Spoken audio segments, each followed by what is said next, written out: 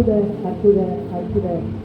நம் இயேசு அற்புதர். அவர் அன்பின் ஒரு வாழ்க்கையை இன்பமாய் மாற்றுகிற அவர் அற்புதர் என்று சொல்லி இந்த நாமத்தை மகிமைப்படுத்துவோம். அற்புதர் அற்புதர் அற்புதர் அற்புதர் இயேசு அற்புதர். அன்பினோர் வாழ்வை இன்பமாய் மாற்றும் இயேசு அற்புதர். அற்புதர்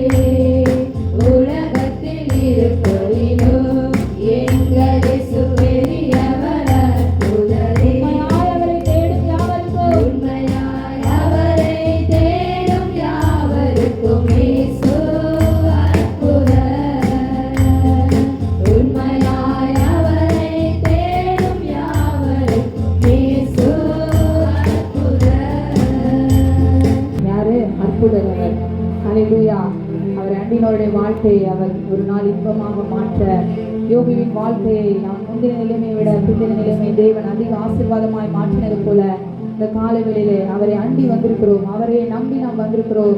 ஒரு நாள் நம்முடைய வாழ்க்கையை தேவன் இன்பமாய் மதுரமாய் அதை மாற்றி அவர் உண்மையுள்ளவராக இருக்கிறார். ஹல்லேலூயா. உற்சாகத்தோடு கூட இந்த காலவெளியிலே அவருடைய நாமத்தை துதித்து பிரஸ்தாபப்படுத்துவோம். நேசரே உம் திரு பாதம் அமர்ந்தேன், நிம்மதி நிம்மதியே ஆர்வமுடனே பாடி துதிப்பேன், ஆனந்தம் ஆனந்தம் என்று சொல்லி பாடி தேவனுடைய நாமத்தை மகிமைப்படுத்துவோம். நேசரே உம் திரு பாதம் அமர்ந்தேன், நிம்மதி நிம்மதியே. நேசரே உம் திரு பாதம் அமர்ந்தேன், நிம்மதி நிம்மதியே.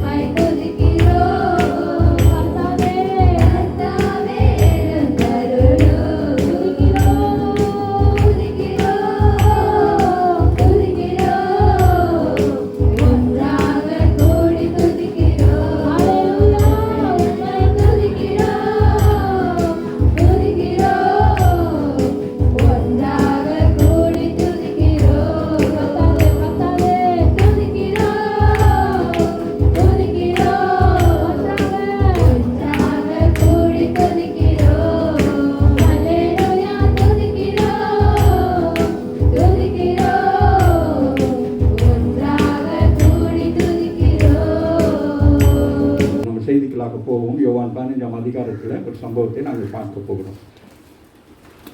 ஒரு மேய்ப்பனை பார்க்கறது போல ஒரு தோட்டக்காரரை பார்க்க போகிறோம். இன்னைக்கு யாரு வேதத்தில் அநேக இடங்கள் எஜமானை குறித்து சொல்லப்படுது. ஒரு எஜமான்கள் எப்படியெல்லாம் இருப்பாங்க, தங்களுடைய வேலைக்காரர்கள் எப்படியெல்லாம் நடத்துவாங்கன்னு சொல்லிட்டு இங்கே நாங்கள் பார்க்குறோம். இன்றைக்கி காலை வேலையில் இன்றைக்கி நாங்கள் திருவிருந்துக்கு நேராக கடந்து போகிறபடினால ஒரு தோட்டக்காரர் எப்படி அந்த தோட்டத்தில் பயிர் செய்கிற நேரம் அந்த தோட்டத்தில் என்னென்னலாம் செய்வார் அப்படின்னு சொல்லி அதை நாங்கள் ஆவிக்குரிய ஜீவியத்திலே இந்த தோட்டமாகிய இந்த சபைக்குள்ளாக ஆண்டவர் என்ன செய்ய போகிறார் என்பதை குறித்து நாங்கள் சீக்கிரமாக பார்த்து நாங்கள் திருவிருந்துக்கு நேராக நாங்கள் கடந்து போகலாம். எல்லாம் சந்தோஷமாக இருக்கிறீங்களா?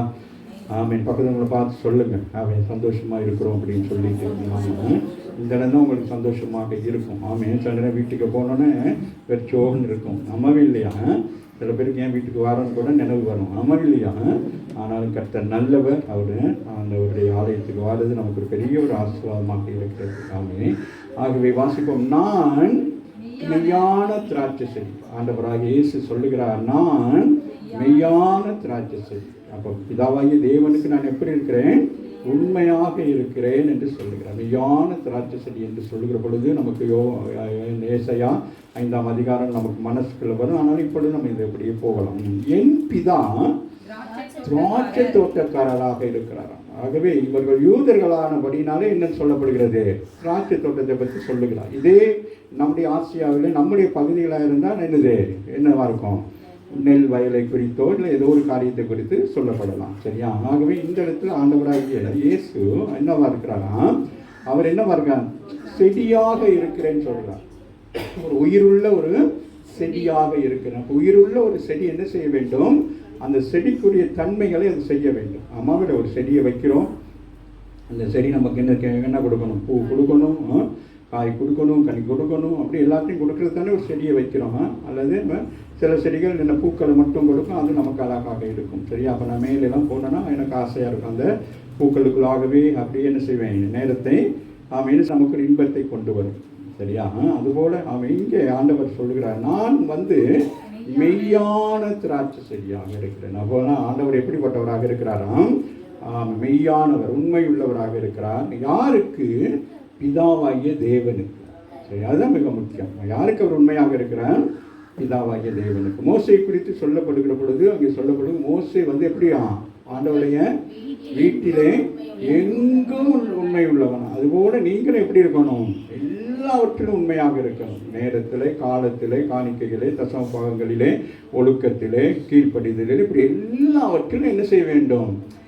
உண்மையாக ஒழுக்கமாக நம்ம இருக்க வேண்டும். அதுதான் ஆவிக்குரிய சபை. மற்ற மனிதர்கள், நம்ம மனுஷர்கள் தானே, மிருகங்கள், பறவைகள் எல்லாம் ஒழுக்கமாக தான் இருக்குது. அதுகள் சீர்கட்ட வாழ்க்கையெல்லாம் வரல. அதுகள் எல்லாம் கணக்காக இருக்கும். 3 மணிக்கு பார்த்தீங்கன்னா என்ன செய்யும்? கோழி கூவும். இல்லையா? 5 மணிக்கு பார்த்தோம்னா காகம் என்ன செய்யும்? அதை நான் எல்லாமெல்லாம் வச்சுக்கிட்டா இருக்கு இல்லையே. அப்போ அது என்ன செய்யுது? அந்த உணர்வு வருகிறது.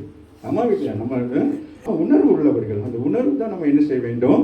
ஊக்குவிக்க வேண்டும். ஆகவே இங்கே நாங்கள் பார்க்கிறோம், ஆண்டவர் சொல்லுகிறார், யோவான் அதிகாரத்திலே சொல்லுகிறார், நான் மெய்யான திராட்சை செடி, என் பிதா தோட்டக்காரராக இருக்கிறார். அப்போ தோட்டக்காரர்கள் அவங்களுக்கு எல்லாருக்கும் தெரியும். நாங்கள் இலங்கையில் பெரிய தோட்டங்கள்லாம் வைத்திருப்போம். அந்த தோட்டக்காரர் ரொம்ப அவர் மாமான் தான் நாங்கள் கூப்பிடுவோம், பயப்படுவோம். இந்த எங்களோட தோட்டத்தில் அவர் வேறு செய்கிற மனுஷனாக இருந்தாலும் அந்த தோட்டத்தை என்ன செய்வாங்க? செய்யும் தொழிலே தெய்வம் சொல்லுவாங்க. அது மாதிரிக்கு அந்த தோட்டத்தில் அப்படி போவார். செருப்பை கழட்டி வைத்துட்டு போயிட்டு அந்த வேலைகள்லாம் செய்வார். அப்போ நாங்கள் ஆசைப்படுவோம், உள்ளுக்கு போக எங்களை விடவே மாட்டார். உள்ளுக்கு வரக்கூடாது அப்படின்னு பீன்ஸ் இருக்கும், கேரட் இருக்கும், உருளைக்கிழங்கு, அப்படி இதெல்லாம் போடுறப்ப எங்களுக்கு ஆசை. நாங்கள் சின்ன பிள்ளைங்க தான். நாங்கள் என்ன ஓடி போயிட்டு அதில் ஏறி மிதித்து ஏதாச்சும் பண்ணிடுவோங்கிறாங்களோ, அவர் அந்த இடத்தை அப்படி வச்சிருப்பார். அந்த நாட்களில் வருவார், மருந்தடிப்பார், உரம் போடுவார். அது என்னென்னலாம் செய்ய வேண்டுமோ அது எல்லாவற்றையும் அவர் என்ன செய்வார்? அவர் வந்தாச்சு, தோட்டத்தை செஞ்சாச்சு, போயாச்சு. அப்படி இல்லாமல் அந்த தோட்டத்தை தன்னுடைய தோட்டத்தை போல எங்களுக்கு அதில் ஒரு பெரிய ஒரு வருமானத்தை ஈட்டி கொடுக்க வேண்டும் என்று சொல்லி அவர் என்ன செய்வார்? அந்தந்த காலத்தில் அந்தந்த காரியங்கள்லாம் செய்வார். அதுபோல் இங்கே சொல்லப்படுகிறது, நம்முடைய ஆண்டவர் எப்படி இருக்கிறாராம்? தோட்டக்காரராக இருக்கிறார். நம்ம ஆண்டவர் எப்படி இருக்கிறாராம்? தோட்டக்காரராக இருக்கிறார். சரி, வாசிங்க. கொடாதிருக்கிற கொடி எதுவோ. பாருங்க, ஆண்டவர் சொல்லுகிறார், ஆண்டவரே இயேசு சொல்லுகிறார். அவரை தன்னை மேன்மைப்படுத்தி சொல்லாமல் என்ன சொல்லுகிறார்? என்னிலே எங்கேயாவது ஒரு இடத்துல ஏதோ ஒன்று எனக்குள்ள இருக்கலாம், நான் மாம்சத்தில் பிறந்திருக்கிறபடினாலே மாம்சத்தில் உள்ள குறைகள் ஏதாச்சும் ஒன்று இருக்கலாம் என்பதை குறித்து என்ன செய்யறாரு? தன்னை முன் உதாரணமா வைக்கிறார். இப்போ நாம எல்லா இடத்துலையும் நம்ம நல்ல காரியத்தை நம்ம என்ன சொல்லுவோம்? நம்ம மேன்மைப்படுத்துவோம். ஆமா இல்லையா? சாப்பாடு நல்லா இருக்குன்னா ஓகே, நான் தான் சமைச்சேன்னு சொல்லுவோம். சாப்பாட்டு கொஞ்சம் உப்பு இருந்தால் என்ன செய்வோம்? எனக்கு தெரியாது, யாரோ உப்பு போட்டாங்க அப்படின்னு சொல்லுவோம். ஆமாவே இல்லையா? ஸோ அந்த மாதிரி நல்ல விஷயத்துங்களுக்கு என்ன செய்வோம்? நம்ம முந்திக் கொள்வோம். மற்ற சாதாரண விஷயம் மாதிரி எனக்கு அது தெரியாது, நான் அங்கே இருக்கவே இல்லை, அங்கே இல்லையே அப்படின்றோம். ஆமாவே இல்லையா? இங்கே சொல்லுகிறான், என்னில்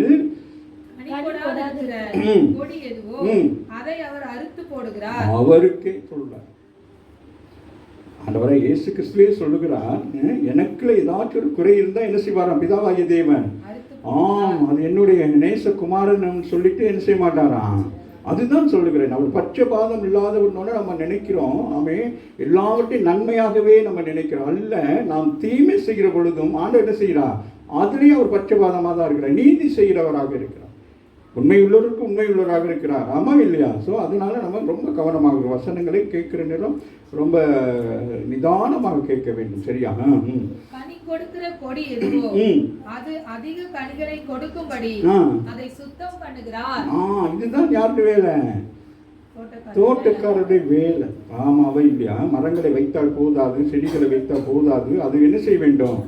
அது கனி கொடுப்பதற்குரிய காரியங்களை தான் செய்கிறாராம். பாருங்க, எண்ணிலே கனி கொடுக்கிற கொடி எதுவோ அதை அவர் அறுத்து போடுகிறார். கனி கொடாது இருக்கிறத என்ன செய்யறாராம்? அப்ப தேவையில்லாம இருக்கிறத என்ன செஞ்சிடணுமா?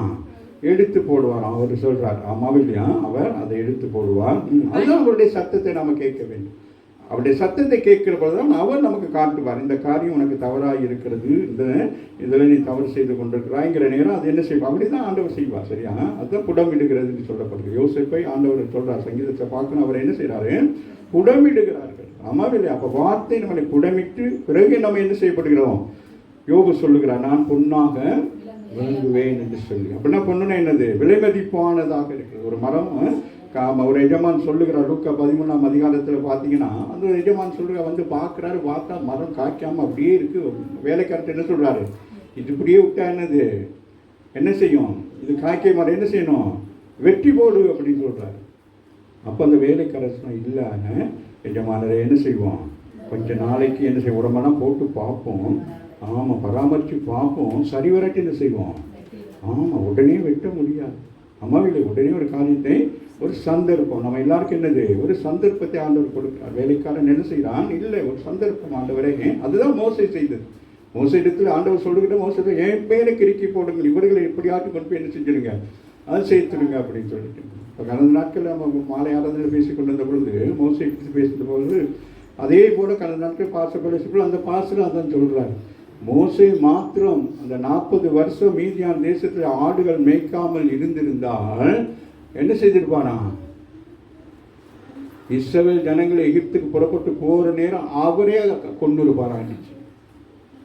அவ்வளோ பயங்கரமானவர். ஆமாவே இல்லையா? எகிப்தில் இருக்கிற நேரம் என்ன செய்ய 2 பேர் என்ன செய்தார்? சண்டை போட்டு கொண்டிருக்க நேரம். அப்போ அந்த மாதிரி மனுஷனை ஆண்டவர் பாருங்க, அவ்வளோ படிச்சு இருந்த மனுஷனை கடைசி மட்டும் எங்கே விட்டாரு? ஆடு மேய்க்கிறதுக்கு கொண்டு போட்டார். அப்போ ஆடு மேய்க்கிறது சாதாரண விஷயம் அல்ல. இந்த ஆடுகளை மேய்க்கிறது வந்து ஒரு சாதாரண விஷயம் இல்லை. ஒவ்வொரு ஆடு ஒவ்வொரு விதமாய் போகும், ஒரு பக்கம் வரும், ஒன்றும் அப்படி செய்யும், நாங்கும் அப்படிங்கும் அப்படிங்கும் துள்ளி ஓடும். அப்புறம் அதை அப்படி என்னது பாதுகாக்க வேண்டும். ஆகவே தான் தாவீது சொல்லுகிறார், ஒரு முறை என்னது இங்கு வந்தது? சிங்கம் வந்தது. ஒரு முறை என்ன வந்தது? கரடி வந்தது. அப்படி ஒவ்வொரு நேரம் உங்களுக்கு வரும். ஒரு நேரம் சிங்கம் வந்து கிடக்கும், ஒரு நேரம் கரடி வரும். ஆமாவே இல்லையா? அப்போ அந்த நேரமெல்லாம் யாரு ஊழியக்காரன் என்ன செய்யணும்? என்ன செய்யணும் சொல்லுங்களேன்? உங்களை அடிக்கக்கூடாது, யாரை அடிக்கணும்? அந்த கற்றிக்கிற சிங்கத்தை அடிக்கணும். ஆமாவே இல்லையா? அப்புறம் என்ன செய்யணும்? கரடியை போட்டு அடிக்கணும், கொல்லணும், அப்படி சொல்கிறான் இல்லையா? ஸோ அந்த மாதிரிக்கு சாதாரண விஷயம் அல்ல. மேய்ப்பனை குறித்து சொல்லப்படுகிறது, மேய்ப்பன் தன்னுடைய ஆடுகளுக்காக என்ன செய்வாராம்? தன் ஜீவனே கொடுப்பானா. அவன் சிங்கத்தோட யுத்தம் பண்ண முடியுமா? ஒரு சாதாரண மனுஷன். அவன் ஆவியின் அபிஷேகம் பண்ணப்பட்டிருந்தபடினால் அவன் என்ன செய்கிறான்? சிங்கத்தை மேற்கொண்டான், கரடிகளை மேற்கொண்டான். அதுபோல தான் நம்ம ஆவின் அபிஷேகம் தான் நம்மளை என்ன செய்யும், நம்மை நடத்துகிறதா இருக்கும். மாம்சத்திலலாம் சபைகளெல்லாம் நடத்தி கொண்டு போக முடியாது. இன்றைக்கி அநேக ஆவிக்குரிய சபைகளில் அப்படிப்பட்ட நிலைகள்லாம் வர்றதுனால தான் இன்றைக்கு நாங்கள் ரொம்ப கவனமாக நம்ம இருக்க வேண்டும். சரிங்களா? வாசிங்க மகன். கனி கொடுக்கிற கொடி எதுவோ அது அதிக கனிகளை கனி கொடுக்கணும். அதுதான் உங்களை புழிஞ்சு எடுக்கிறது. உங்களை இருக்கிற கனியை என்ன செய்ய வேண்டும், ஆண்டவருக்கென்று படைக்க வேண்டும். ஆமாவே இல்லையா? நீங்கள் வர்றீங்களே, நீங்கள் படைக்கிறதுக்கு வாரீங்க. இந்த பிள்ளைகள் எல்லாம் வாரீங்களே காலையில், எதுக்கு வாரீங்க? உங்கள் கனி, உங்களுக்கு கொடுக்கப்பட்ட தாளந்தை ஆண்டவருக்குள்ளதாக என்ன செய்றீங்க, அதை படைக்கும்படியாக தான் வாரீங்க. இங்கே வந்து நின்று பாடுறது பெரிய விஷயமே அல்ல. ஆனால் உங்களுக்கு கொடுக்கப்பட்டிருக்கிறதை நீங்கள் என்ன செய்றீங்க, அப்போ ஆண்டவர் சந்தோஷப்படுவார். ஆமாவே இல்லையா? அதுதான் உங்கள் எல்லாரும். அதான் அப்போ நீங்களே என்ன செய்ய வேண்டும், எதுக்கு உங்களை வர சொல்கிறோம் 8:30 மணிக்கெல்லாம், என்ன செய்யறதுக்கு சொல்லுங்களேன், சொல்லுங்கள். நீங்கள் ஒரு வியாபாரி, சரியா? ஏதோ ஒரு வியாபாரம் பண்ணுறீங்க, தேங்காவோ மாங்காவோ ஏதோ வியாபாரம் பண்ணுறீங்க. ஞாயிற்றுக்கிழமை எத்தனை மணிக்கு போவீங்க? ஆடு இல்லைங்கண்ணா போட்டு வெட்டி வைக்கிறாங்க, எத்தனை மணிக்கு போவீங்க வியாபாரத்துக்கு? ஏர்லி மார்னிங்கில் என்ன செஞ்சுவாங்க, வந்து உரிச்சு கிரிச்சு வெட்டி கிட்டி டக் டக் டக் டக் டக் வெட்டி கூறு கட்டி எல்லாம் வச்சு, அப்போ தான் என்ன செய்யும், வியாபாரம் சீக்கிரமாக முடியும். வியாபாரம் அதுதான் வியாபாரம், அந்த நேரம் தானே. அந்த நேரத்தில் அவங்க என்ன செய்வார், புஷ்பம் எங்கே போங்க, அப்புறம் கடைசியில் போய்ட்டு வாழை மட்டும் வாங்கிட்டு வருவீங்க, அதை வாயில் வச்சுட்டு இருக்கிறதுக்கான சொல்லி என்ன செய்ய விரட்டி விடுவான். அவன் போயிட்டு என்ன செய்வான், தலையை வாங்கிட்டு வர்றது அவங்க தலைக்கறி. ஸோ அப்போ அதே போல தான் நீங்கள் யோசிக்க வேணும். அப்போ அவங்க என்ன செய்கிறாங்க, தனக்கு இருக்கிறதை கொண்டு வந்து கொடுத்து அது என்ன செய்கிறாங்க, வருமானத்தை பெருக்குகிறார். ஒரு ஆமீன். அப்போ உங்களுக்கு இருக்கிற இந்த துதிக்கிற ஆராதனையில் வந்து கலந்து கொண்டு நீங்கள் என்ன செய்றீங்க, உங்களுடைய பலிகளை, சோத்திர பலிகளை, உதடுகளினால் கொண்டு வருகிற பலிகளை செலுத்தி நீங்கள் ஆசீர்வாதத்தை பெற்றுக்கொள்ளுகிறீர்கள். ஆமீன். இதுதான் ஆசீர்வாதத்தின் வழி. இதுக்கு நீங்கள் காணிக்க போட்டுட்டு வந்து உட்காந்து இருக்கிறது, தசம் போட்டுருக்குறேன், ஏதோ பேங்கில் போட்ட மாதிரி நினச்சிட்டு இருக்கக்கூடாது, தசம் போகும் அப்படி தான் சில பேர் நினைக்கிறது. அப்படியெல்லாம் இல்லை, அதெல்லாம் உங்களுக்கு அவருக்குள்ள கணக்கு. சரியா? அதுக்கு நம்மலாம் ஒன்றுமே பண்ண முடியாது. சரியா? அது ஏற்ற வேலையில் கர்த்தர் என்ன செய்வார், உங்களை ஆசீர்வதிப்பார். நாம் குறைவு இல்லாமல் வைத்திருப்பார். அது போதும். ஆமாம் இல்லையா? பணத்தை வீட்டில் வச்சுக்கிட்டு சாகிறதுக்கு பேசாமல் இல்லாமல் இருந்து செத்தா பரவாயில்ல. ஆமாம் இல்லை? அது எவ்வளோ பெரிய பிரச்சனைகள் உண்டாக்கிட்டு மனுஷன் செத்துக்கிட்டு கிடக்கிறாங்க இல்லையா? ஏமாற்றுகிற காலத்தில் வந்து கொண்டிருக்கோம். இன்றைக்கு எங்கே பார்த்தாலும் படி எண்ணிலை கனிக்கொள்ளாது இருக்கிற கொடி எதுவோ அதை அறுத்து போடுங்க. தேவையில்லாதவர்களை வச்சுக்கிட்டு இருக்காங்க. தேவையில்லாத உறவுகளை என்ன செய்யணும், அறுத்து போடுங்க. ஒரு பாஸ்டர் இருக்கார், சொல்லுவார், துண்டிச்சுட்டேன் பாஸ்டர் அப்படின்வார். அந்த அவங்களோட தொடர்புள்ள அவரோட என்ன செஞ்சேன், துண்டிச்சு விட்டுட்டேன். அப்படி துண்டிச்சுட்டா என்ன செய்ய முடியாது, ஒட்ட முடியாது. ஆமாம் இல்லையா? சில உறவுகளை நாங்கள் என்ன செய்ய வேண்டும். ஆமாம், சில காரியங்கள் நமக்கு அப்படிதான் இருக்கும். அது ரொம்ப கவனமாக இருக்கும். ஆகவே சொல்லுகிறான், அடுத்து போடுகிறான், அதிக கனிகளை கொடுக்க சொல்லுங்க இந்த கால வேலையில. ஆமே, நமக்கு இன்னும் ஆண்டவர் இந்த மாதத்தில் என்ன வாக்குத்தத்தம் பண்ணி இருக்கிறார், நம்மளுக்கு பணியை. அப்ப பணி என்னத்தை காட்டுகிறது, நமக்கு செழிப்பை காட்டுகிறது. ஆகவே நம்ம இந்த மாதத்தில் மாத்திரமல்ல, முடிவு பண்ணி எப்படி இருக்கணும், செழிப்பா இருக்க வேண்டும். அப்ப நல்ல ஒரு தோட்டக்காரன் நமக்கு இருந்தால் தான் நம்ம செழிப்பா வர்றதுக்குரிய வழிமுறைகள் எல்லாம் நமக்கு கற்றுக் கொடுப்பாங்க. ஆமாம் இல்லையா? சும்மா தோட்டம் செஞ்சா சரி வராது. அதை என்ன செய்ய வேண்டும், பண்படுத்த வேண்டும். வாசிங்க. அது அதிக கனிகளை கொடுக்கும்படி அதை சுத்தம் பண்ணுகிறார். நான் உங்களுக்கு சொன்ன உபதேசத்தினாலே நீங்கள் இப்பொழுதே சுத்தமா இருக்கிறீர்கள். இந்த 2 வசனத்துக்குள்ளாவே நீங்க என்ன ஆயிட்டீங்கன்னா, சுத்தமாயிட்டீங்களா? ஆமாம் இல்லையா? சொல்லுகிறார், வசனம் உங்களை சுத்திகரிக்கிறது, வார்த்தை உங்களை என்ன செய்கிறது, சுத்திகரிக்கிறது. ஆமே, நம்ம அதுதான் மிக முக்கியமானது. அது நம்ம பிளட்டில் அது என்ன செய்யுது, சுத்திகரிப்பு நடந்து கொண்டே இருக்கிறது. ஆமாம் இல்லையா? இப்போ நீங்கள் மூச்சு எடுத்து மூச்சு உடனே என்ன நடக்குது, என்ன நடக்குது சொல்லுங்களேன், ரத்தம் சுத்திகரிக்கப்பட்டு கொண்டே இருக்கும். ஒவ்வொரு நிமிஷத்திலும் என்ன நடக்கும். அப்போ அந்த ரத்தம் சுத்தமாகிற நேரம் நம்முடைய சிந்தைகள் சுத்தமாகிற பொழுது தான் நம்ம ரத்தம் சுத்தமாகும். நம்முடைய எண்ணங்கள் சுத்தமாகிற பொழுது தான் நம்ம ரத்தம் என்னவாகும், சுத்தமாகும். இல்லைன்னா அது அப்படியே கட்டிட்டு அப்படியே அங்கே போயிட்டு அந்த வியாதி இந்த வியாதி வர்றது காரணமே நம்ம தான். டாக்டரும் நம்ம தான், வியாதிஸ்தரும் நம்ம தான். கோபமாக எரிச்சலா அப்படி இருக்கிறனால நம்ம என்ன வியாதிஸ்தராக மாறிடுறோம். சந்தோஷமாக சமாதானமாக இருக்கிற நம்ம டாக்டராக மாறிடுறோம். அப்போ இந்த சரீரத்தை நம்ம எப்படி வச்சு பாதுகாக்க வேணும், ஒரு டாக்டராக வச்சு நம்ம என்ன செய்யணும். ஆமாம் ஆமாம், டாக்டரோ டாக்டர் டாக்டர். சரி வாசிங்க. அடுத்து சொல்றாரு, நீங்க என்ன செய்யணுமா, என்னில் நிலைச்சிருங்க, நானும் உங்களில் நிலைத்திருப்பேன். கொடியானது ம். திராட்சை செடியில் நிலைத்திராவிட்டால் ஆ. அது தானாய் கனி கொடுக்க மாட்டாதது போல. அப்போ தானா என்ன செய்யாதான், அந்த இடத்துல போய் கனி கொடுக்காதான். சரியா? யோவான் 13:10 வாசிங்களே மகன். இயேசு அவனை நோக்கி, ம். முழுக்கினவன் ம். தன் கால்களை மாத்திரம் கழுவ வேண்டியதாய் இருக்கும், ம். மற்றபடி ம். அவன் முழுவதும் சுத்தமாய் இருக்கிறான். ம். நீங்களும் சுத்தமாய் இருக்கிறீர்கள், ம். ஆகிலும் ம். எல்லோரும் அல்ல என்றார். போதும். அப்போ அங்கே சொல்லப்படுகிறது, ஆமே, இந்த 3ஆம் வசனத்துக்கு ஒப்பனையான வசனம். இங்கே என்ன சொல்றாரு? நான் உங்களுக்கு சொன்ன உபதேசத்தினால் நீங்கள் என்ன செய்றீங்க? இப்பொழுது சுத்தமாக்கப்பட்டிருக்கு. அதுபோல அங்கே சொல்லுகிறார் பேதுருவிடத்தில், நீங்க ஞானஸ்தானம் பெற்றவுடனே நீங்க என்ன ஆயிட்டீங்களா? சுத்தமாகிட்டீங்களா? அப்ப ஞானஸ்தானம் பெற்றவுடனே ஒரு சுத்தம். அதுக்கு பிறகு என்னது? அடுத்து வார்த்தை உங்களை சுத்தமாக்குறது. அதனாலதான் நான் உங்களுக்கு என்னது, ஜலத்தினாலே ஞானஸ்தானம் கொடுக்கிறேன், எனக்கு பிறகு வருகிறவரோ எப்படி கொடுக்கிறாராம்?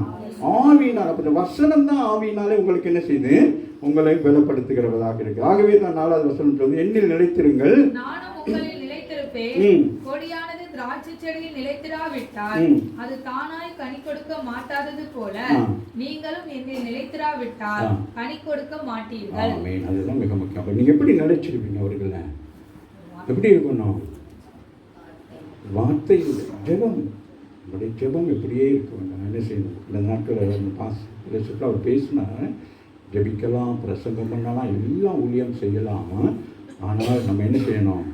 அவரோடு நம்ம இணைந்திருந்தால் மாத்திரம்தான் என்ன செய்ய வேண்டும்? ஆமாம். நம்ம ஆரம்பத்தில் அவரோடு இணைந்து தான் செய்வோம். ஊழியமெல்லாம் செய்யணும்னு ஜெபம் பண்ணி கேட்டு செய்வோம், அதை செய்வோம். அதுக்கு பிறகு நம்ம ப்ராக்டிக்கலாக நமக்கு எல்லாம் வந்ததுக்கு பிறகு நம்ம என்ன செய்வோம்? நம்மளே நம்ம ஆரம்பிச்சிடும். நம்மளே பிரசங்கத்தை ஆயத்தப்படுவோம், நம்மளே என்ன செய்வோம்? பாட்டு ஆயத்தப்படுவோம், நம்மளே எல்லாவற்றையும் செய்வோம். இல்லை, என்ன நடந்தாலும் நம்ம என்ன செய்ய வேண்டும்? அவரையே சார்ந்தவர்களாக இருக்க வேண்டும். அவர் இல்லாமல் நம்ம எந்த ஒரு காரியத்துக்கும், அவன் குடும்ப வாழ்க்கையாக இருக்கலாம், உங்களுடைய சொந்த வாழ்க்கையாக இருக்கலாம், உங்களுடைய வியாபாரமாக இருக்கலாம், எந்த ஒரு காரியம் அதுதான் யாரு தாவீது சொல்லுகிறான். அவர் என்ன செய்கிறேன்? எனக்கு என்னது, எனக்கு முன்பதாக நான் என்ன செய்கிறேன்? அவருக்கு எனக்கு எனது வலது புறத்திலே அவரை வைத்திருக்கிறேன். எந்த ஒரு காரியம் வந்தாலும் என்ன செய்வேன்? அவரை எனக்கு முன்பதாக நான் வைப்பேன் என்று சொல்லுகிறார். அதனால அவர் சொல்லுகிறார், அதை குறித்து அப்போஸ்தலர் நடவடிக்கைகள் மிக அழகாக பேதுரு அந்த பிரசங்கத்தை பண்ணுகிறார். சரியா? அது இப்போ நமக்கு டைம் இல்லாதனாலும் அப்படியே போய்கொண்டே இருப்போம். சரியா? சரியா மகள்? வாசி மகள். நானே திராட்சை செடி, நீங்கள் கொடிகள். யோவான் 6:56 வாசிங்க. என் மாம்சத்தை புசித்து என் ரத்தத்தை பானம் பண்ணுகிறவன் என்னிலே நிலைத்திருக்கிறான், நானும் அவனிலே நிலைத்திருக்கிறேன். என் மாம்சத்தை புசித்து. அப்ப நம்ம என்னது, இன்னைக்கு திருவருது நாளையில நம்ம என்ன செய்யறோம்? அவருடைய மாமிசத்தை புசிப்பதற்கு நம்மளை தயார்படுத்திக் கொள்ளணும், நம்மளை ஆயத்தப்படுத்திக் கொள்ள வேண்டும். சரியா?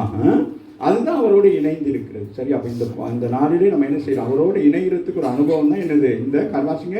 என் மாம்சத்தை புசித்து என் மாமிசத்தை புசித்து ரத்தத்தை பானம் பண்ணுகிறவன் என்னிலே நிலைத்திருக்கிறான், அவரிலே நிலைத்திருக்கிறான், நானும் அவனிலே நிலைத்திருக்கிறேன். அப்ப பாருங்க, இந்த நாள் நமக்கு என்னது? அவரோடு கூட என்னது?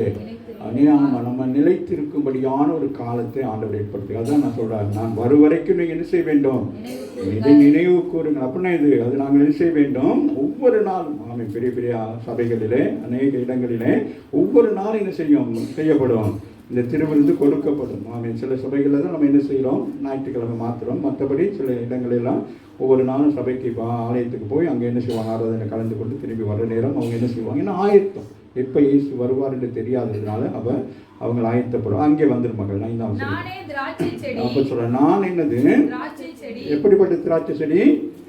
மெய்யான திராட்சை செடி. அதுல எந்த கலப்படமும் இல்லை. இயேசுடைய ரத்தத்துல என்ன இல்லை? பாவம் இல்லை, அதுல கலப்படம் இல்லை, அதுல கோபம் இல்லை, அதுல எரிச்சல் இல்லை, அதெல்லாம் எந்த விதமான தீமையான ஒன்றுமே இல்லை. அவருடைய ரத்தம் இப்படிப்பட்டது, எல்லாருக்கும் உதவுறது. ஆமாவே இல்லை. ரத்தம் அப்படி சொன்னாலே, இப்போ நம்மளே ரத்த சம்பந்தமாக உறவாக இருந்தால் கூட நம்ம ரத்தத்தில் என்ன இருக்கிறது? டிஃபரன்ஸ், வித்தியாசம் இருக்கிறது. ஆமாவே இல்லையா? இப்போ என்னுடைய ரத்தம் யாருக்குன்னு சொல்ல முடியாது. ஒவ்வொருத்தருடைய ரத்தம், ஒரு தாயோட ரத்தம் பிள்ளைக்கு கொடுக்க முடியாது. அந்த தாயோட கற்பத்தில் அந்த பிள்ளை பிறந்திருந்தாலும் அந்த பிள்ளைக்கு அந்த ரத்தம் என்ன செய்ய முடியாது? தாயோ தகப்பனோ என்ன செய்ய முடியாது? கொடுக்க முடியாது. அது யாரு? வேற புறத்து. அப்போ பாருங்க, அந்த ரத்தத்தில் கூட ஆண்டவர் என்ன செய்திருக்காரு? ஒரு பெரிய ஒரு ஐக்கியத்தை வைத்திருக்காரு. ஆனால் இயேசுடைய ரத்தம் நம்ம எல்லாருக்கும் என்னவாக இருக்கிறது. வாசிக்கலாம். நானே திராட்சை செடி, சொல்லுகிறேன், நானே திராட்சை செடி, நீங்கள் கொடிகள். நம்மளும் என்னவா, கொடியா. அப்ப முதலாவது நீங்க திராட்சை செடியை பார்த்தீங்கன்னா முதல் ஒரு செடி தான் வரும், சரியா? முதல் ஒரு செடி வந்து அதுக்கு பிறகுதான் என்ன செய்யும், அப்படி பூமியிலிருந்தே என்ன வந்து அது கொடி வராது, சரியா? முதல் என்னது, ஒரு மரத்தை போல ஒரு செடி உண்டாகும். அந்த செடிக்கு பிறகுதான் என்ன செய்யும். ஆமா, அப்ப அந்த செடி நல்லா ஸ்ட்ராங் ஆகுற நேரம் தான் என்ன நடக்கும், கொடிகள் வர ஆரம்பிக்கும். கடந்த நாட்கள் சொன்னது போல அந்த கொடிகள் வந்து என்ன செய்யும், அது எப்படி போகும், மேல் நோக்கி போகும். கொடிகள் எப்படி போகும், ஏன் மேல் நோக்கி போகும், கீழே தன்னை தாங்குவதற்கு ஒரு மரம் இருக்கிறது. அப்ப நம்மை தாங்குவதற்கு ஆண்டவராய் இயேசு கிறிஸ்து இருக்கிறதுனால நாங்கள் கீழ் நோக்கி பார்க்காதபடி மேல் நோக்கி பார்த்து மேல் நோக்கி முன்னேறி போக வேண்டும். அதான் காரியம். அதான் சொன்ன, நானே திராட்சை செடி, நீங்கள் கொடிகள். அப்ப அதுதான் பெரிய ஒரு அந்த ரிலேஷன்ஷிப் ரொம்ப அழகா இருக்கிறது. ஆண்டவருடைய ரிலேஷன்ஷிப் எப்படி இருக்கிறது, நான் தேவனுடைய குமாரன், நீங்கள் மனிதர்கள், உங்களை மீட்க வந்தேன் அப்படின்னு சொல்லல. அந்த மீட்புடைய அடையாளம் என்னன்னு கேட்டா, என்னது, நீங்களும் நான் என்னது ஒரே இனம்னு சொல்றாரு. அம்மா இல்லையா, மனித இனம், அம்மா இல்லையா, அதான் அங்க சொல்றாரு.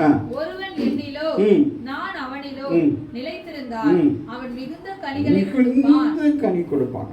நம்ம ஆண்டவருக்குள்ளே இருக்கிறது இருந்தா தான் நமக்கு என்ன நடக்கும், எல்லாமே என்ன செய்யும் சொல்லுங்க. உலக பிரகாரமாக கூட நம்ம எப்படி இருப்போம், ஆசீர்வாதமாக இருப்போம், ஞானவான்களாக இருப்போம், தெளிந்த புத்தி உள்ளவர்களாக இருப்போம், மற்றவங்க ஆலோசனை கொடுக்கலாக இருப்போம். ஆமாவே, அதான் சபைக்கு வந்து அடுத்தடுத்த கட்டங்களுக்கு நான் வரணும். அப்படியே சபைக்கு வந்து அப்படியே இருக்கக்கூடாதுமா, அப்படியே மந்தமாக இருக்கக்கூடாது.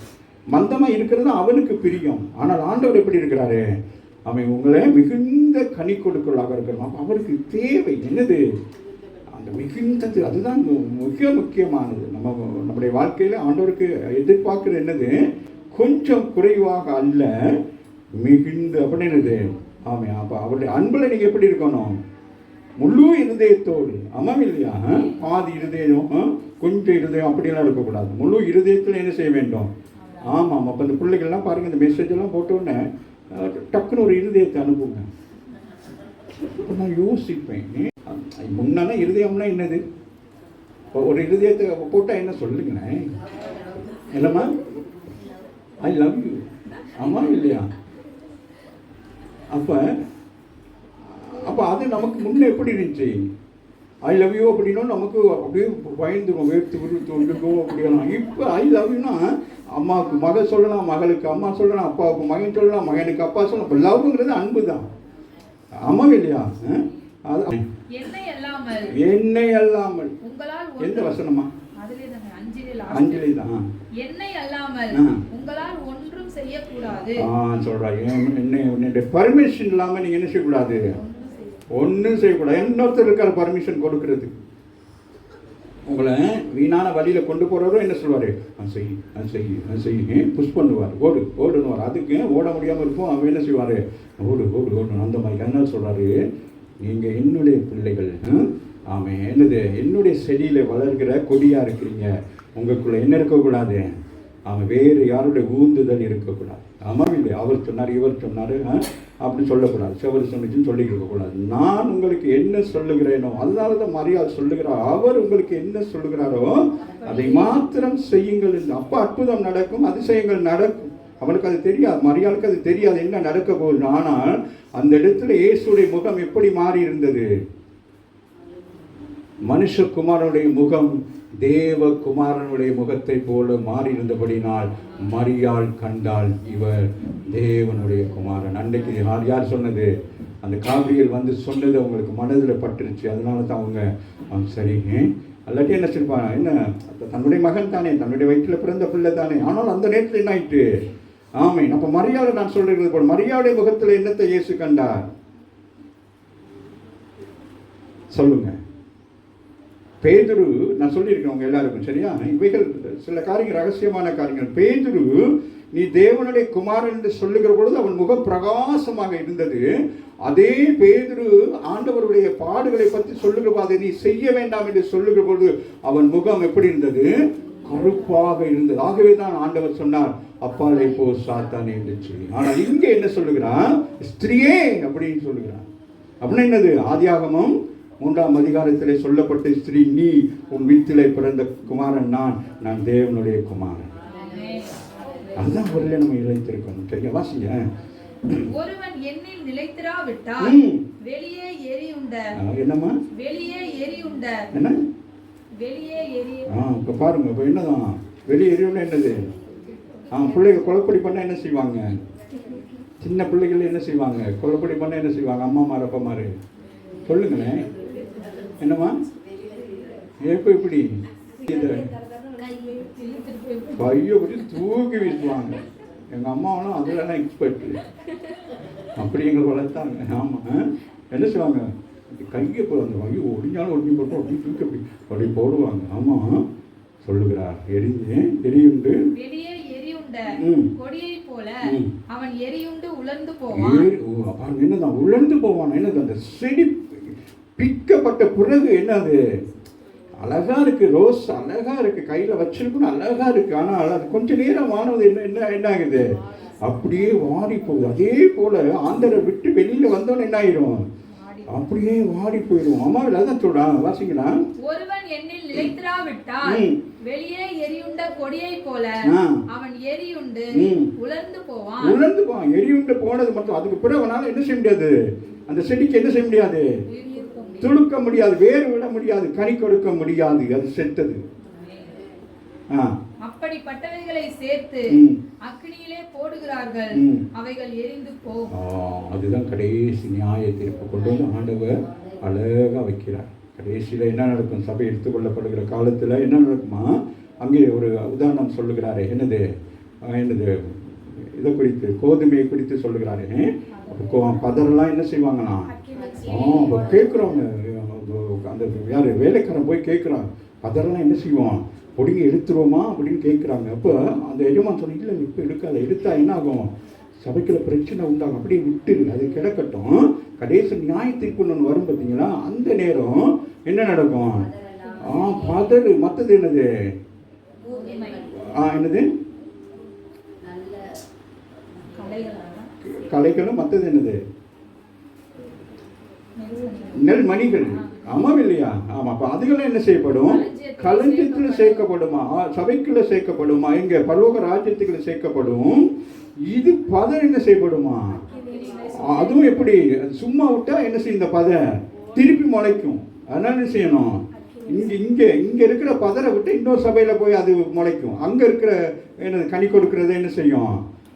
எடுத்துரும். அதனால என்ன செய்யணும்? எரிச்சு போடு. எவ்வளவு பயங்கரமான காரியங்கள் ஆண்டவர் சொல்றாரு இல்லையா? வாசிங்களா?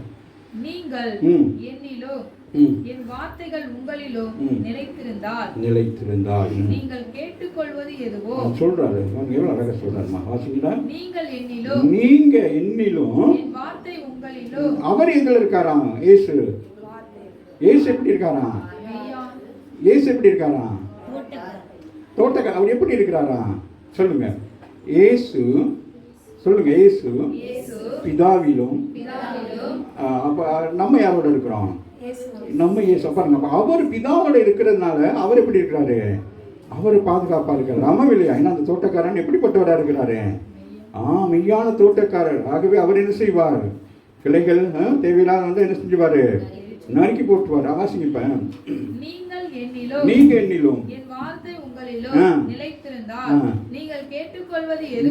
என்ன கேட்கிறீங்களோ அது உங்களுக்கு செய்யப்படும் என்று சொல்லுங்க. கரங்களை தட்டி தேவனை 6:5 என்ன சொல்லுங்க? வாசிங்க பாப்போம்.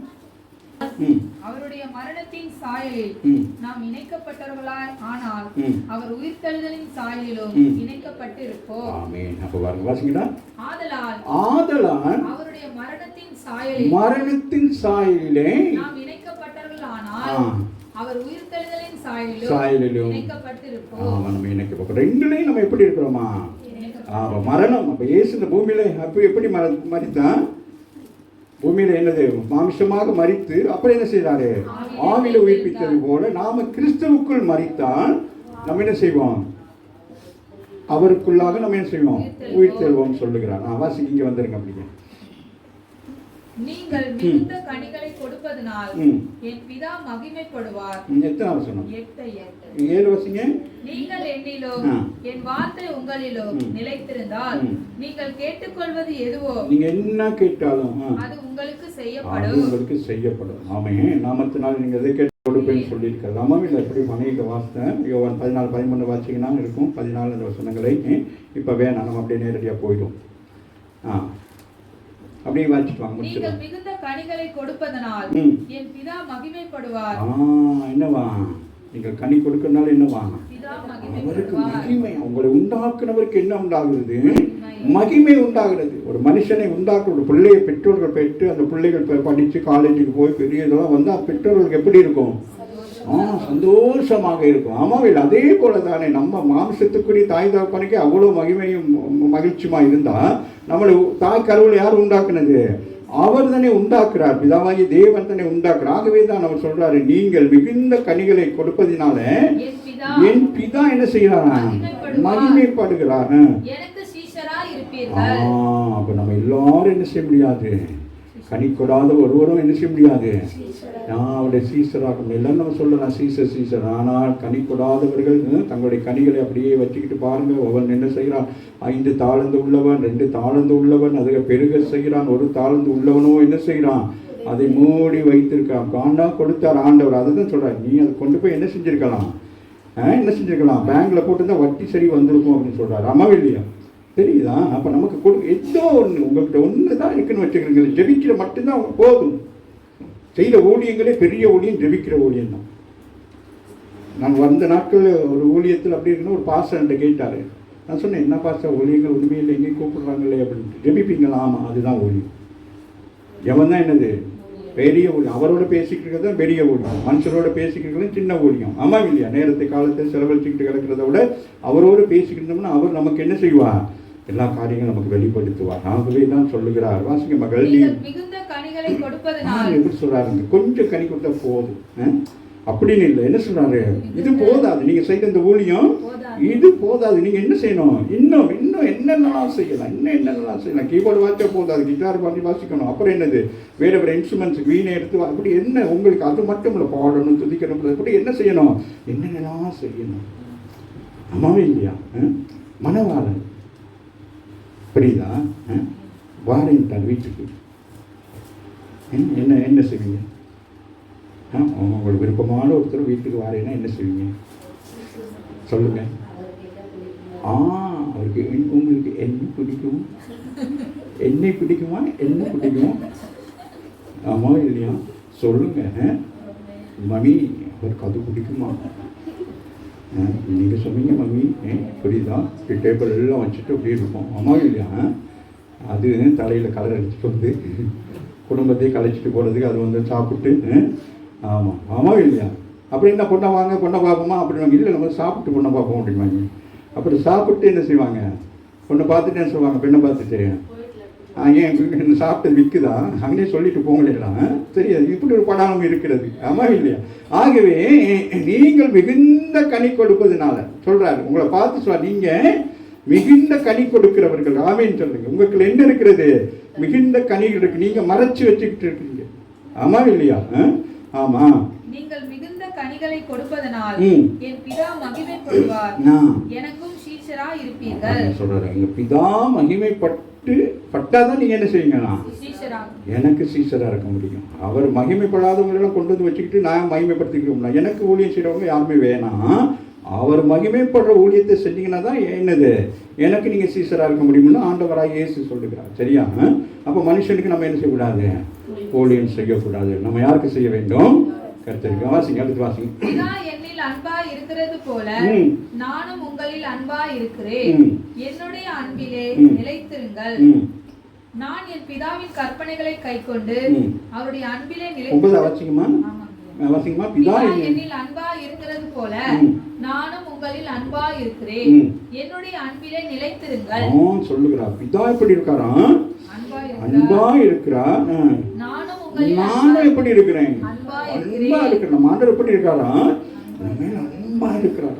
அதனால்தான் கடிந்து கொள்கிறார். எந்த தாய் தகப்பன் அவனை கடிந்து கொள்ளுகிறார்களோ அவர்கள் தான் அன்பானவர்கள். எந்த தாய் தகப்பன் கடிந்து கொள்ளாம பிள்ளைகளை வளர்த்து விடுறாங்களோ பிள்ளைகளும் சீர்கெட்டு போயிடும். அப்புறம் என்னது, நீதிமொழிகள் சொல்ற போல பிள்ளைகள் என்ன செய்வாங்க, பெற்றோர்களுக்கு துக்கத்தை வேதனையை உண்டு பண்ணுவார்கள்.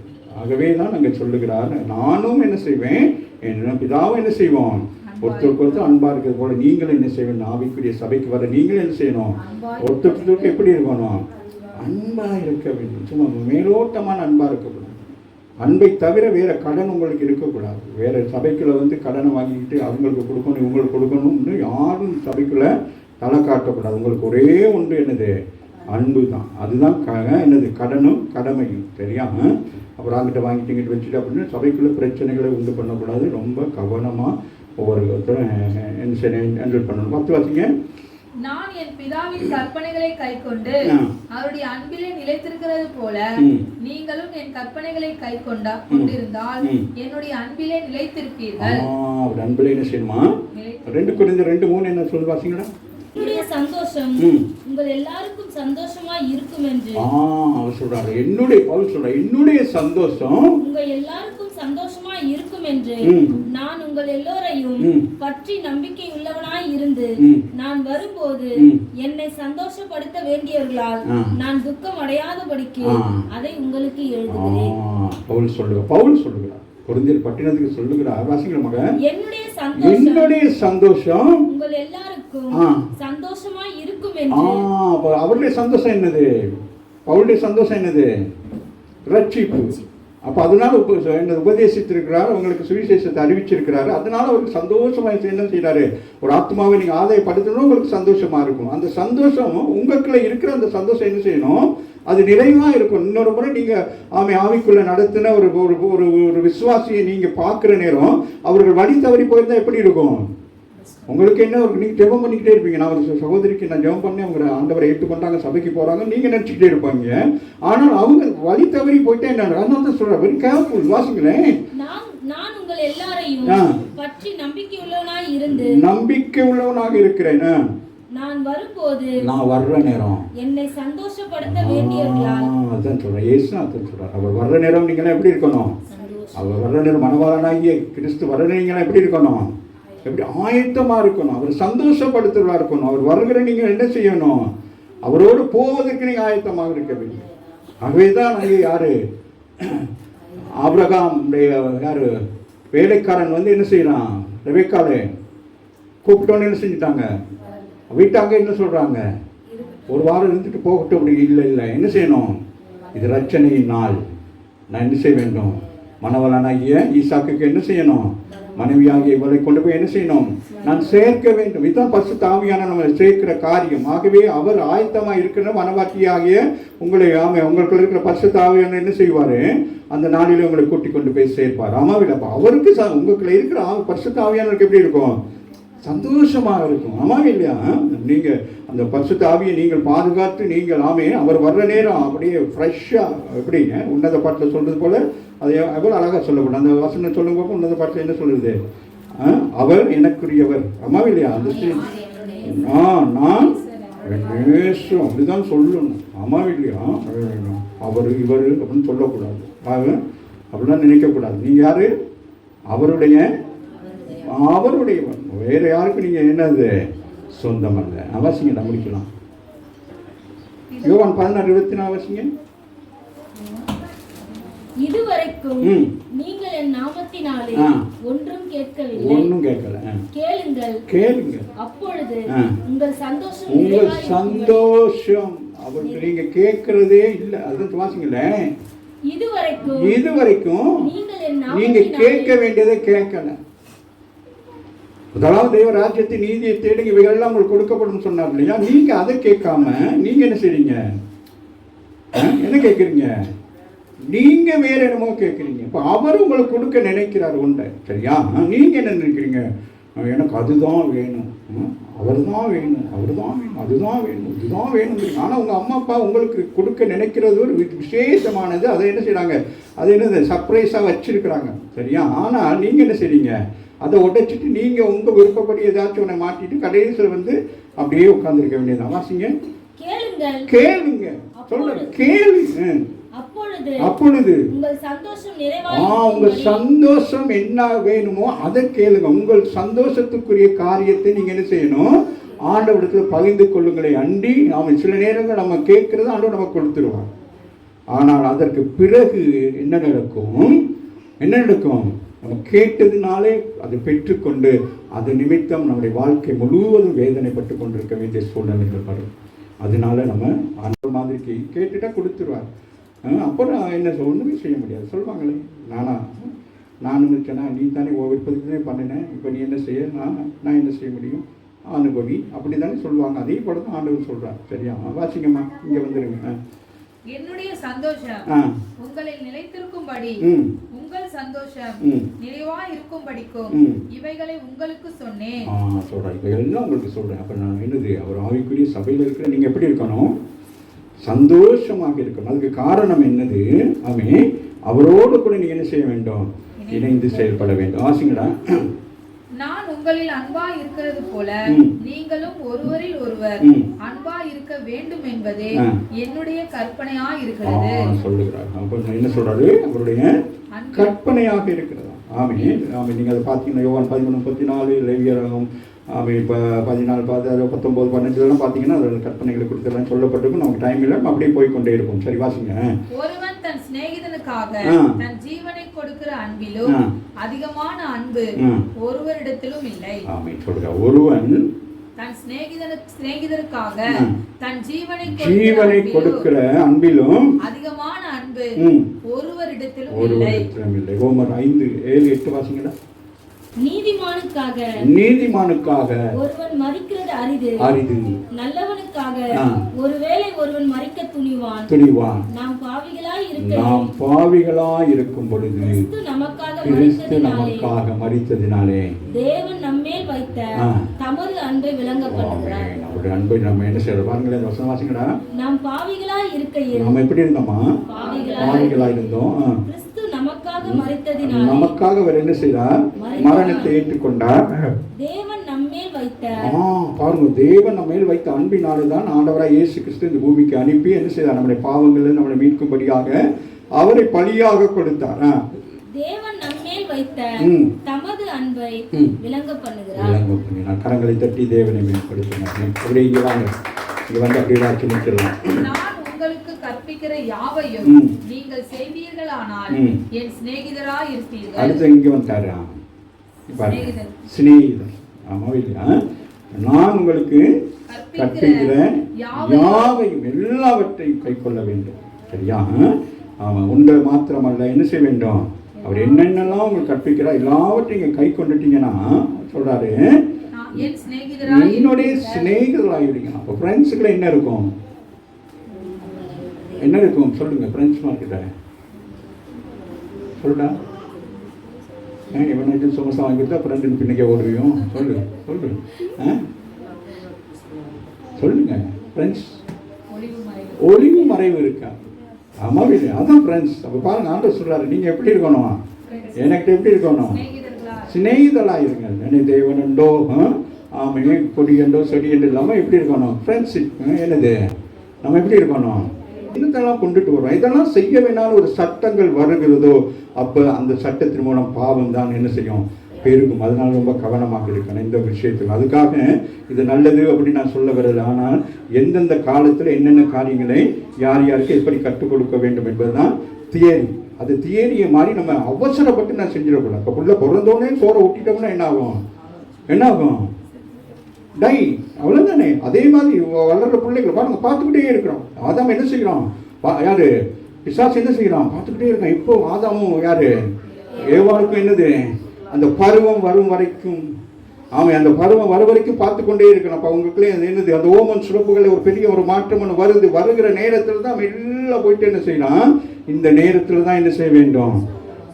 யாரிடத்தில்? மாமிசத்தோடு செயல்படுறது. அதான் பெண் பிள்ளைகள் ரொம்ப கவனமாக இருக்கும். எங்களுக்கெல்லாம் செயல்மாறு சொல்லிக் கொடுப்போம். 15 வயசுலேருந்து 20-23 வயசு வரைக்கும் ரொம்ப கவனண்டா. பிசாசனுடைய கிரியைகளை தான் நான் உங்களுக்கு சொல்ல வருகிறேன். அதனால ரொம்ப கவனமாக இருக்கணும். நம்ம இயேசுவோட சார்ந்து தான் இருக்க வேண்டும். அதுதான் சொல்லுகிறேன். அதாசிங்களேன், சிநேகிதராக இருக்கணும். Open talk. எல்லார்ட்டும் எப்படி இருக்கணும்? அதோட எப்படி இருக்கணும்? சொல்லுங்க. கலந்து என்ன பிரசங்கம் பண்ணமே சொல்லுங்க. ஈவினிங் சைட் சொல்லுங்க. அப்பா பிதாவே என்று கூப்பிடுவேன். அப்பா அப்படி நீங்க ஆச்சரிய ஜெபம் பண்றீங்களா இல்லையா? பண்றீங்களா இல்லையா? எப்படி பண்றீங்க? Very good. அதான் பர்ஃபார்ம் பண்ணுவீங்களோ ஷோட்டா சொல்லிட்டு ஓடி போயிட்டு சரி சரி அப்படிதானே முடிக்கிறோம். இயேசுவின் நாமத்தினாலே ஜெபிக்கிறோம் எங்கள் நல்ல அப்பாவே. இதாவேனா ஒன்று அப்பா தானே. சரியா? வாங்க முடிச்சுட்டேன். இனி நான் உங்களை ஊழியக்காரர் என்று சொல்லுகிறதில்லை. இப்போ என்ன சொல்றாரு? இவ்வளவும் சொல்லிட்டு என்ன சொல்றாரு? இப்போ நீங்களும் நானும் என்னது ஒன்னா இருக்கிறோம். அப்படின்னா எப்படி இருக்கிறோம்? சிநேகிதர்களா இருக்கிறோம். ஒளிவு மறைவே இல்லை. ஆவிக்குரிய சபையில் இருக்கிற உங்களுக்கு எனக்கு என்ன இருக்கக்கூடாது? ஆமாம் சார், சந்தர்ப்பம் சூழ்நிலைகளுக்காக நம்ம யாரோடையும் பழகாதபடிக்கு என்ன செய்ய வேண்டும்? ஒளிவு மறைவில்லாதபடி சபையில எப்படி இருக்கணும்? சிநேகிதர்களாக இருக்க வேண்டும். ஆமா இல்லையா? அதுதான் மிக முக்கியம். அதனால சொல்ல, இனி நான் உங்களை என்ன செய்ய மாட்டேன். அப்போ ஊழியக்காரன் என்னது? ஒரு அடி என்ன செய்யணும்? நான் சொல்லி நீங்க செய்யணும். ஆமா இல்லையா? இப்ப நீங்களும் நான் என்னது?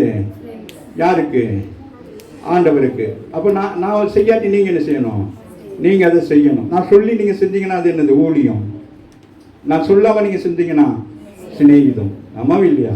ஊழியம் சிநேகிதம். நல்லா இருக்குல்ல? அப்போ நீங்கள் செய்யுங்க. அப்போ உங்கள் விருப்பத்துக்கு தான் நீங்கள் செய்கிறீங்க. உங்கள் ஃப்ரெண்டுக்கு நீங்கள் என்ன செய்வீங்க?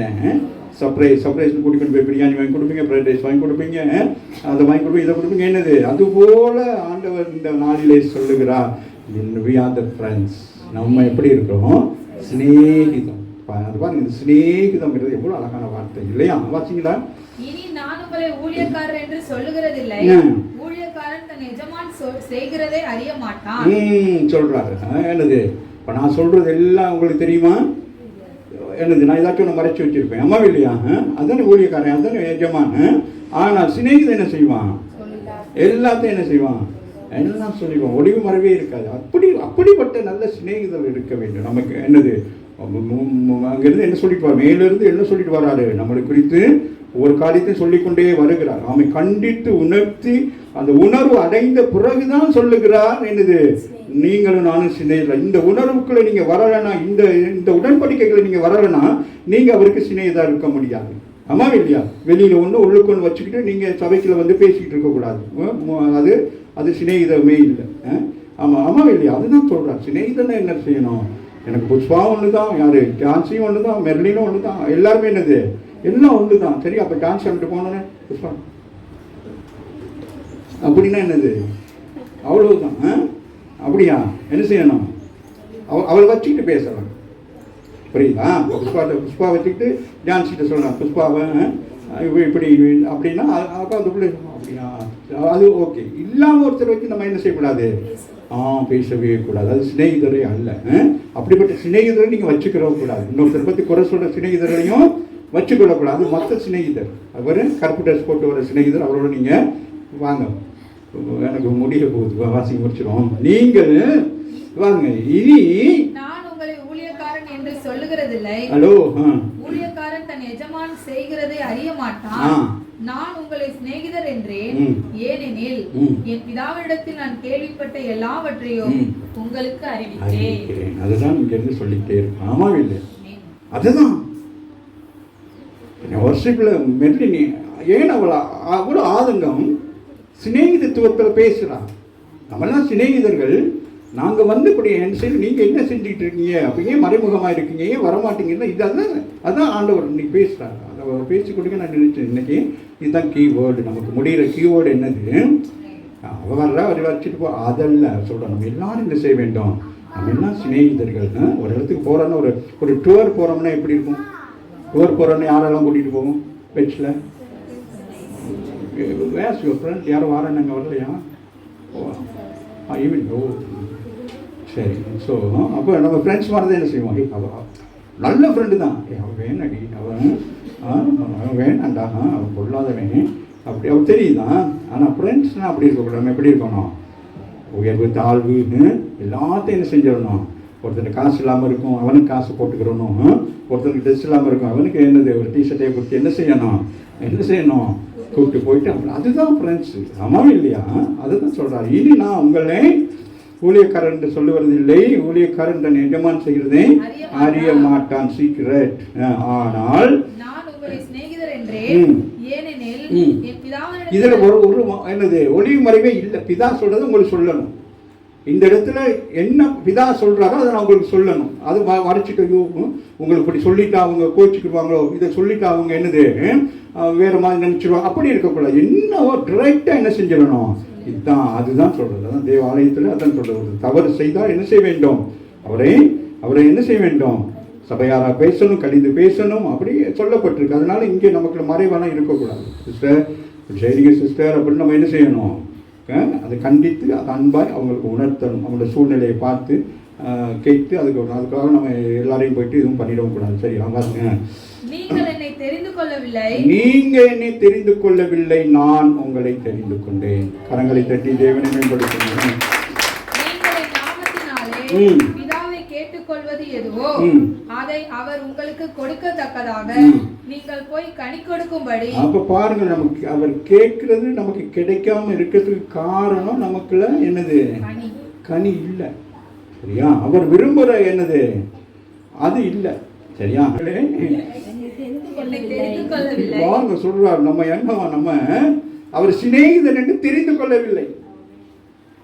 அதான் சொல்றார், நான் உன் சிநேகிதன், நான் ஒளிமறைவு இல்லாமல் உங்களோட பேசி கொண்டிருக்கிறேன், என் பிதா சொல்றதெல்லாம் உங்களுக்கு ஒப்புவிக்கிறேன். நீங்க என்ன செய்றீங்க, உங்களுக்குள்ள கசப்பு இருக்கிறது, உங்ககிட்ட என்ன இருக்கு, என்னது முறைப்பு கோபம் எரித்துனால என்ன, நான் சொல்றது நீங்க அசட்டை பண்ணி கொண்டிருக்கீங்க. நான் பிதா எனக்கு என்ன சொன்னாரோ அதை தான் நான் செய்ய வந்திருக்கிறேன், அதை தான் நிறைவேற்றி கொண்டிருக்கிறேன். ஆனால் நீங்க என்ன செய்யல, நீங்க என்ன, நான் உங்களை எனக்கு தெரியும் நீங்க யாருன்னு சொல்லிட்டு, நீங்க எப்படிப்பட்டவங்கன்னு உங்களுக்கு தெரியும், நீங்க எந்த சந்து கொந்துக்குள்ள உட்காந்துருந்தீங்கன்னு எனக்கு தெரியும். அதனால சொல்றேன், நீங்கள் என்னை தெரிந்து கொள்ளவில்லை, உங்களை நான் என்ன செய்தேன், இப்படிப்பட்டவர்களை, முரட்டாட்டம் உள்ளவர்களை, வணங்கா கழுத்துள்ளவர்களை என் ஜனமாக நான் தெரிந்து கொண்டேன். ஆபிரகாம் எனக்கு கீழ்ப்படிந்து அவன் தன் தேசத்தையும் தன் ஜனங்களை விட்டு வந்தபடினாலே அவனுக்கு சொன்ன வாக்குத்தத்தத்தை இன்றைய வரைக்கும் நிறைவேற்றி கொண்டிருக்கிறான். அதுதான் சொல்றேன், வாசிங்களே, நான் உங்களை எங்கு தெரிந்து கொண்டேன், நம்ம எங்க இருந்தோமோ அங்க நம்மளை தெரிந்து கொண்டிருக்கிறார். மகள் சொன்னது போல பக்தி உள்ளவனை பாருங்க, நீங்க எப்படிப்பட்டவங்களா இருக்கிறீங்க. பக்தினா என்னது, உண்மைத்துவம். பக்தினா என்னது, வைராக்கியம். ஒரு காரியத்தை குறித்து உங்களுக்கு என்னது, அதுதான் பக்திங்கிறது. ஆமா, அது என்னது, அது செய்யணும் அப்படிங்கிற ஒரு எண்ணம் கொண்டிருக்கீங்களே, அந்த நம்பிக்கை தான் பக்தின்னு சொல்றது. ஆமாவா இல்லையா? ஆமா, நீங்கள் என்னை தெரிந்து கொள்ளவில்லை, தெரிஞ்சுக்கல. நான் யார் நீங்க தெரிஞ்சு கொள்ளவில்லை, நான் உங்களை தெரிந்து கொண்டேன். உங்களையும் தெரியும், உங்க தாத்தாவும் எனக்கு தெரியும்.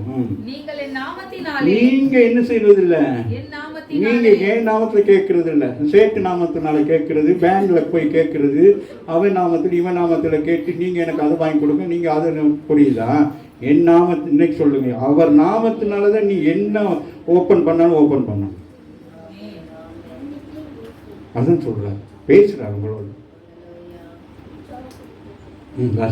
நீங்கள் என் நாமத்தினாலே பிதாவை கேட்டுக்கொள்வது எதுவோ, கேட்கிறதே, ஜெபிக்கிறது, கோயிலுக்கு வர்றது, சர்ச்சுக்கு வர்றது, எல்லாம் பண்றது, கேட்கறது, போயிட்டு பக்கத்து வீட்டில் சீனி இருக்கா, சக்கரை இருக்கா, முறுக்கு இருக்கா, முட்டாய் இருக்கா, கேள், நான் கொடுப்பேன்னு சொல்றாரு. ஆமாவே இல்லையா? அப்ப பிதாவோட கனெக்ட் கொடுக்குறாரு. பிதா இப்படிப்பட்டவராக இருக்கிறாரு, அவர் தோட்டக்காரனா இருக்கிறார். அப்ப அவர் என்ன செய்கிறார், நம்மளை விளைச்சலுள்ள ஒரு கனியாக நம்மளை உருவாக்குகிறார். ஆனா நம்ம என்ன செய்யறோம், விளைச்சல் அற்றவர்களாக இருந்து என்ன செய்யறோம், மற்றவர்களை கேட்கும்படி நம்ம கைகளை ஏந்துகிறோம். அதுதான் சொல்றாரு, நீ கேட்கிறியா, பரவாயில்ல கேளு, அது என்னிடத்துல கேளு, மனுஷனிடத்துல கேட்காதுன்னு சொல்றாரு. ஆமாவும் இல்லையா? அப்போ உலகத்தில் உள்ளவங்களுக்கு நமக்கு என்ன வித்தியாசம்? அவங்க தான் கேட்டுக்கிட்டு தெரியுறாங்க, நம்ம கேட்டோம். என்ன இந்தியாவே உலக பேங்க்ல என்னது கடன் வாங்குது, நம்ம வாங்கினா என்ன? நமக்கு அப்படியே வேதம் சொல்லுது, என்ன சொல்லுது, வாங்க மாட்டேன் கொடுப்பேன்னு சொல்றாரு. அப்ப நம்ம என்ன செய்யணும், கொடுக்கணும். எங்க கொடுக்கணும், இல்லாதவங்களுக்கு கொடுக்கணும். சபைக்கு கொண்டு வந்து கொடுத்து போட்டு அவ்வளோ என்ன, நான் அதை வாங்கி வச்சுக்க, நான் என்ன செய்யறது, நீச்சல் குளம் செய்யறதுக்கா? கொடுங்க, இல்லாதவங்களுக்கு கொடுங்க. சமரசம், வேதம் அப்படிதான் சொல்லுது, இல்லாதவங்களுக்கு என்ன செய்ய வேண்டும், கொடுக்கணும். உபாகமத்தில் சொல்லப்படுகிறது. ஆமே, நம்ம தேசத்தில், நம்ம ஊழியத்தில், நம்ம சபைகள் என்ன இருக்கக்கூடாது, ஏழ்மை நிலை இருக்கக்கூடாது. பணக்காரர்களாக இருக்கிறவங்க இல்லாதவங்களுக்கு என்ன செய்ய வேண்டும், எத்தனை தேவைகள் இருக்குது. இந்த ஸ்கூல் பிள்ளைகள், காலேஜ் பிள்ளைகள் அப்படியெல்லாம் இருக்கு. அப்போ இருக்கிறவங்க நம்ம கேர் பண்ணி எல்லா விஷயத்தையும் செய்யணும்.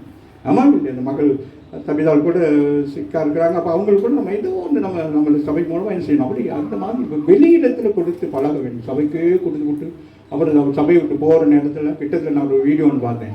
பாஸ்டர் வந்து கேட்குறேன், நான் கொடுத்த தசம் தாங்க. அந்த மனுஷன் என்ன செய்வோம் சொல்லுங்க, கர்த்தருக்கு கொடுத்துட்டு ஆமாம் இல்லையா, போகிற நேரம் நாங்கள் போகிறோம், எங்களோட தசம் தாங்க. அந்த ஆள் என்ன செய்வது, வாராசிங்க முடிச்சுட்டேன். நீங்கள் என் நாமத்தினாலே பிதாவை கேட்டுக்கொள்வது எதுவோ சொல்லுங்க, என்ன கேட்டாலும். குறைவுள்ளவங்க என்னத்தை கேட்டாலும் என்ன செய்வார், அது ஞானத்தை கேளுங்க. பாருங்க, சாலமோன் என்ன கேட்குறான், என்னத்தை கேட்குறான், ஞானத்தை கேட்குறான். ஏன் அவங்க அப்பா பெரிய பணக்காரன், ஆமாம் இல்லையா, அந்த பணத்தை அவன் என்ன செஞ்சுருக்கான், அவன் விருப்பப்படி செஞ்சுருக்கான். தாவீது பணமெல்லாம் சேகரித்து வச்சுருந்தான். அப்பா தான் பணமெல்லாம் கொடுத்துருக்காரு. அப்பா மாதிரி நம்மளும் என்ன செய்வோம், இன்னைக்கு அப்படி தானே நடக்குது. ஊழியக்காரங்க அப்படி தானே, அப்பா செஞ்ச ஊழியத்தை பிள்ளைக்கு தருதலையாக செஞ்சுக்கிட்டு இருக்கிறாங்க, தரிசனம் இல்லாமல் தருதலையாக செஞ்சுக்கிட்டு இருக்கிறாங்க. அப்பா பாரு அழுதுகிட்டு இருக்கிறாங்க. அநேக ஊழியக்காரங்க சொல்கிறாங்க, ஐயோ பிள்ளை கையில் ஊழியத்தை கொடுத்துட்டு அவன் லைட்டை போட்டுக்கிட்டு பிள்ளைகளோட ஆடிட்டு கிடக்கணும். இதான் ஊழியம், இதான் தரிசனம், இதான் அழைப்பு. கவனம், கர்த்தருடைய பிள்ளைகள் ரொம்ப கவனமாக இருக்க வேண்டும். ஆமாம், அப்போ கேட்கறதுக்கு அப்பாரு சொல்கிறார், எதுவோ அதை அவர் உங்களுக்கு கொடுக்கத்தக்கதாக நீங்கள் போய் கனி கொடுக்கும்படிக்கு அவர் சொல்றார். உங்ககிட்ட ஒன்னே ஒன்று தான் ஆண்டவர் கேட்கிறாரு, அவன்கிட்ட ஒன்னே ஒன்று கொடுத்துருக்கிறேன், அதை எனக்கு கொடு. இருதயத்தை என்னது, ஆமாம் ஆண்டவர் என்ன சொல்ற, இருதயம் தானே கேட்கிறாரு, அப்படித்தானே, ஆமாம் இல்லையா. இப்போ முதல் ஒரு பிள்ளை உருவாக்குற நேரம் என்னது, எது உருவாக்கப்படுகிறது, அப்போ அதை கேட்கிறாரு, எனக்கு கொடு, நான் என்ன செய்கிறேன், அதுக்குரிய எல்லாவற்றையும் உனக்கு என்ன செய்ய. அங்கிருந்து தான் எல்லாமே வரும், நல்லது கெட்டது கேடு உள்ளது கிறுக்கு உள்ளது எல்லாம் இங்கே தான் தோணும். அது எல்லாத்தையும் என்ன செய்யணும், எனக்கு கொடு, நான் என்ன செய்கிறேன், அவர் உங்களுக்கு கொடுக்கத்தக்கதான எல்லாவற்றையும் வைத்திருக்கிறார். பொண்ணும் வெள்ளி எல்லாம் வச்சிருக்கிறாரு, உங்க பேர்லயே கிடக்கு, உங்க வீட்டுக்குள்ளே கிடக்கு. நீங்க அதை பார்க்கறதே இல்லை, அதை பார்க்கறதே இல்லை. நம்ம என்ன செய்யறது, அடுத்த விட்டு பீங்கான தான் பார்க்கறது, இலையை தான் பார்க்கறது. என்ன கொஞ்சம் சிஸ்டர் வாங்க சிஸ்டர் சிக்கன் வாங்கிக்கிறீங்க, என்ன கொஞ்சம் போடுங்க. அந்த மாதிரி தான் நம்முடைய வாழ்க்கை போய்கிட்டு இருக்கு.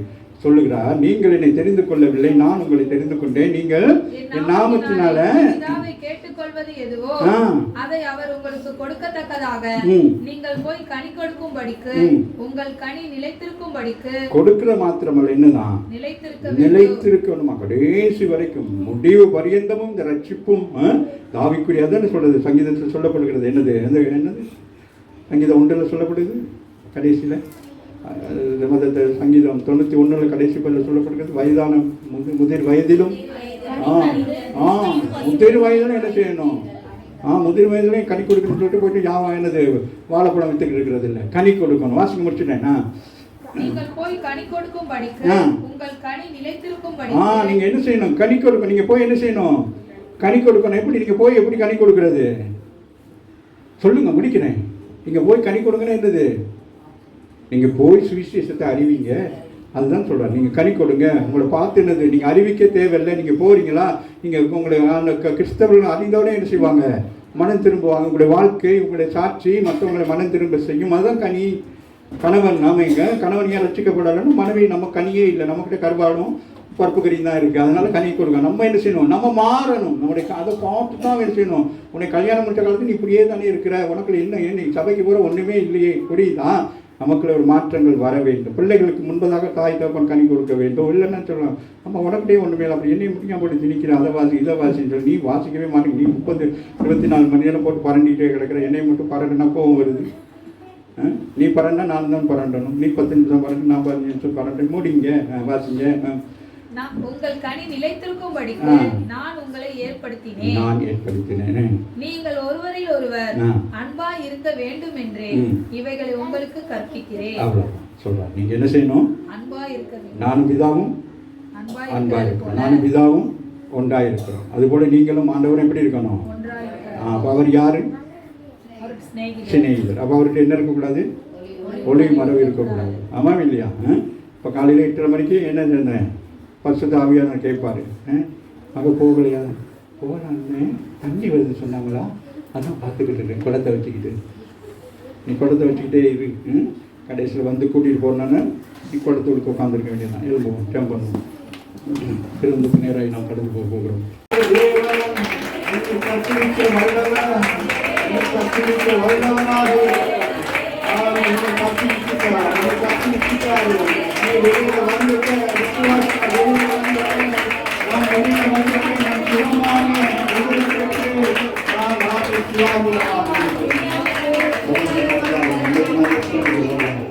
ஆலயத்தை கட்டித்தர எங்களுக்கு வழிகளை திறந்து தெரிந்ததா, எங்களுக்கு ஆலயத்தை புதுப்பிக்க கிருபை கொடுங்கப்பா. நீங்க தான் எங்களுக்கு செஞ்சு கொடுக்கணும். இந்த கருத்தை ஆலயத்தை கொடுக்கிறோம். வேலை பிரச்சனைகள் இருந்தால் நாங்கள் அதில் எங்களுக்கு ஒரு சொல்யூஷனை கொடுப்போம். வேலை என்ன காரியங்களோ அவங்களுக்கு சொல்லுங்கள். பிரச்சனைகளை போட அவங்களுக்கு வெளியே பேசுகிறீங்க. நீங்கள் அவங்களுக்கு பேசி இதுதான் எனக்கு பிரச்சனை, இதுதான் எனக்கு என்று சொல்லுங்கள். ஆண்டவர் நாம் இந்த ஜெபித்து முடிக்க போகிறேன். ஆண்டவர்களுக்கு பதில் கொடுக்க போகிறாங்க. ஆண்டவர்களுக்கு பதில் கொடுக்க போகிறாங்க. ஏசாயா 8 அதிகாரத்தில் கொண்டிருக்கிறோம். நீ கூப்பிடுவாய், நான் கேட்க உனக்கு பதில் கொடுப்பேன் என்று சொல்லுகிறேன். இந்த வேலையில் ஆண்டவரை ஒவ்வொருவரையும் திருப்பதிகள் ஆசீர்வதிக்க வழி நடத்துங்கள். ஒரு நாட்களுக்காக செபிக்கிறோம். விசேஷமாக ஆண்டவரை கட்டாக இந்த வருஷத்தில் இந்த தேர்தல் எங்களுக்கு நன்மையானதை கொண்டு வந்து செபிக்கிறோம். தேர்தல் ஆணையத்துக்கு நாங்கள் ஒப்புக்கொள்கிறோம். தேர்தலை தேவன் யார் குறித்திருக்கிறாரோ அவர் இந்த தேசத்துக்கு எங்கள் தமிழ்நாட்டுக்கு ஆண்டவரை நன்மை உண்டாகத்தக்கதாகவும் அதன் மூலம் ஜனங்களுக்கு விடுதலையும் விமோசனமும் பதத்தும் அதுபோல தேவனாகிய கர்த்தர் தாமே அப்பா தொடர்ந்து நாங்கள் இந்த 15 கூட்டங்களுக்காக நாங்கள் செபிக்கிறோம். தேவனை நடத்துங்கள். தனிப்பட்ட முறையில் ஒவ்வொரு பிள்ளைகளுக்காக நான் செபிக்கிறேன். ஒவ்வொருடைய தேவைகள் எதுவோ எல்லாவற்றையும் சந்திங்க. மன விருப்பத்தை எல்லாம் நிறைவேற்றுங்கள். கண்ணீரை துடையுங்கள். வேதனைகளை மாற்றுங்கள். பலவீனமாக இருக்கிற புருஷனை கர்த்தர் தொட்டு சுகமாக்குவார். இன்னும் கண்ணீருக்கு கர்த்தர் பதில் கொடுக்கிறார். கட்டப்படும் வீடுகள் கட்டப்படும். வீட்டு தேவைகள் சந்திக்கப்படும். ஆண்டவரே கிருபை கிருபை கிருபை கிருபை சூழ்நிலை